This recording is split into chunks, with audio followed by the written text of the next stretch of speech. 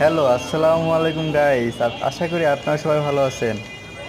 আমি আজকে এসেছি পল্লী বিদ্যুৎ কাজে, এবং আমার হাতে বেল দেখতে পাচ্ছেন। আমাকে অনেক আজকে রোজা ধরছে। রাতের বেলা শুধু এক গ্লাস পানি খেয়ে রোজা রাখছিলাম, বেশি ভাতও খেয়ে নেই। এমনকি চারদিকে দেখতে অনেক রোদও পড়ছে আজকে গাইস। নিচে প্রচুর রোদ আজকে, কি যে কই, অনেক রোদ। গরমে হাঁটতে হাঁটতে হাঁটতে ক্লান্ত হয়ে গেছে, একটু রিক্সাও পাই না। অনেকক্ষণ হাঁটা লাগছে রিক্সা পাওয়ার জন্য। এবং আমি একটা বেল কিনছি যে বাসায় গিয়ে ইফতারির সময় শরবত খাবো বানায়।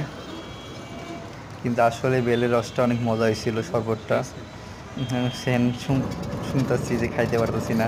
ওরা অবশ্যই রিক্সা পাইছি, রিক্সাতে উঠতেছি। দেখেন গ্যাস, কত সুন্দর ভিউ। আসলে অনেক সুন্দর ভিউ পল্লী বিদ্যুতে। অবশেষে বাইকেলে চলে আসলাম। এখন বাসার উদ্দেশ্যে রওনা দেব। কাজ তো শেষই প্রায়। আবার ঈদের পরে মিরপুর একে যাওয়া লাগবে আমার।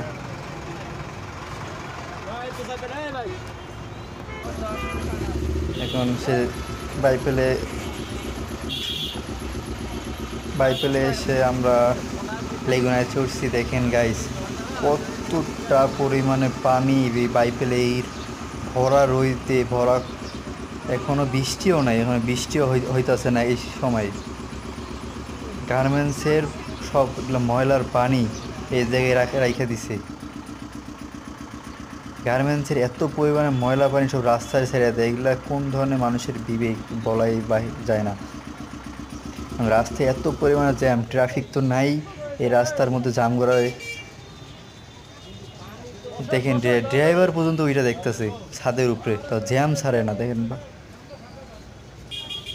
এত পরিমাণে জ্যাম। আপনাদের কাছে বিনীত অনুরোধ রইল, আপনারা সবাই শেয়ার করবেন এবং লাইক কমেন্ট করে সাপোর্ট দিবেন, যাতে এই জামগড়া শহরে ট্রাফিক পুলিশের ব্যবস্থা করে, এবং এই জ্যাম যাতে দীর্ঘদিনের ভোগান্তি যাতে না ভোগ করতে হয় আমাদের। আপনাদেরকে দৃষ্টি আকর্ষণ করছি, দয়া করে আপনি আমার এই কাজটা করে দেবেন। নিত্যদিনের ভোগান্তি আর সহ্য হয় না গাইস। অবশেষে জ্যাম জট পার করে বাসায় রাস্তায় চলে আসলাম, এবং কি শেষ। আজকের মতো এই পর্যন্তই।